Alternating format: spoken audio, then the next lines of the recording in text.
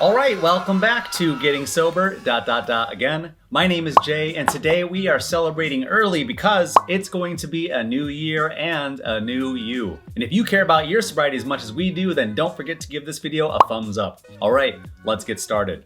It's about to be a new year, just in time for you to forget about all the things that you said that you were going to do last year, but didn't, again. The origin of making New Year's resolutions started some 4,000 years ago with the Babylonians who reportedly made promises to the gods in hopes that they'd earn good favor in the coming year. What did they ask for? They asked for the gods to pay off their bar tabs, that's what. They did, however, make sacrifices to the gods to get out of debt. This year, my sacrifice to the gods is to spend less time on social media, unless I need to check something really quickly. Whatever your sacrifice is going to be this year, if I may give you just a little bit of advice, don't overwhelm yourself. Giving up alcohol by itself is a major lifestyle change, and 90% of people will be back to drinking within a few short weeks. Think of it this way. What if your New Year's resolution list was something like get a new gym membership, sign up for personal training, to lose 30 pounds, to eat healthier, save money, less social media, read a book a month, and no sugar, no carbs, no smoking, no coffee, no alcohol, no way you're gonna do all of that. I'll be the first one to tell you that you're not gonna succeed on all of that yet, because I love you. Aww. But I want you to imagine yourself sitting comfortably in your own home, surrounded by everything that you've ever known, everything that you love, everything in its right place, and decorated just the way that you want it to be. And then, on New Year's Day, the gods of New Year's resolutions came and swept you out of your house and took you away from all of the things that you knew and dropped you into a new version of your house, minus all the things that you're addicted to, ate, drank, entertained, and distracted yourself with. You'd probably freak out, right? And that's what's gonna happen to most people come the first day back to work, Monday, January 3rd. You'd probably have no idea where to start, or what to do, or how to do it.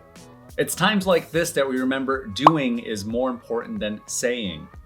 And that once we've planned, we must prepare, and then we can practice. Yes, practice. You see, creating such a huge New Year's resolution list is terrifying. In your good intentions of setting yourself up for success, in reality, you're setting yourself up for failure.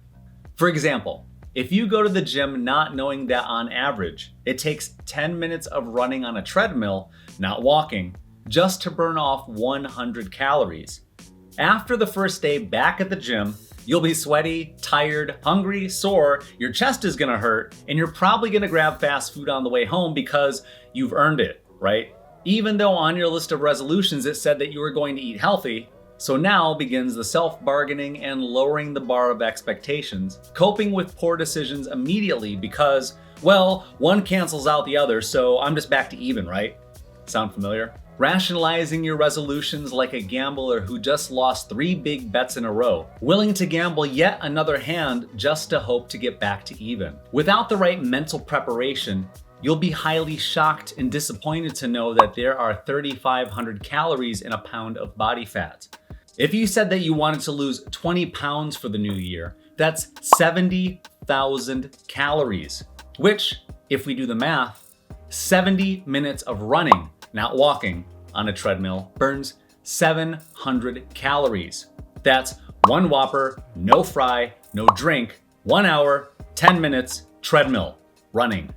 So the hour that you just spent at the gym killing yourself all gets undone in the 5 minutes it takes for you to wolf down a burger because you've earned the right to cheat, right?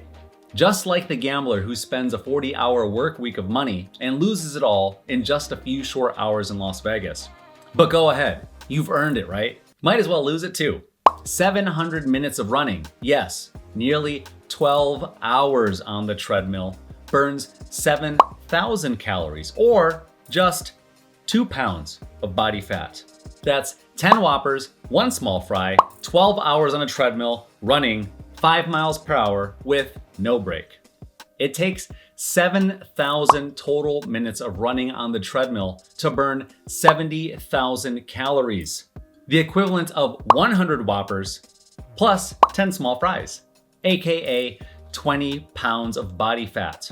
Calories in, calories out. And a lot of us are still carrying the ghosts of burgers past. That's why it's so important to maintain our health, our weight, and our sobriety.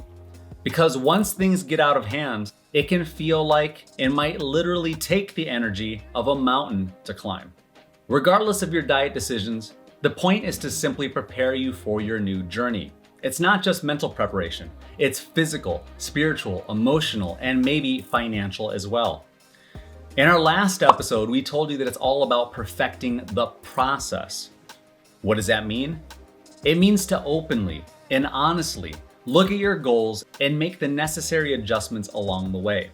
Work on what you can actually control and focus your energy on what successes you genuinely believe that you can achieve and the ones that you actually intend to put your energy into. I still haven't read the first book for my New Year's resolution 10 years ago. Regardless of how many burgers you've eaten, you only have so much mental, physical, and emotional energy per day. Be mindful of your energy. And adding 13 new routines to your already unmanageable life is an absolute recipe for disaster. Perhaps simplify should be one of the 3 realistic New Year resolution goals for you this year. Perfect the process. In the New Year's resolution list that we talked about a minute ago, there are 14 things on that list, 15 if you include simplify. Let's say that you start off New Year's Day hungover. Don't do that! How much that list are you gonna start on New Year's Day? 2 things? 1 thing?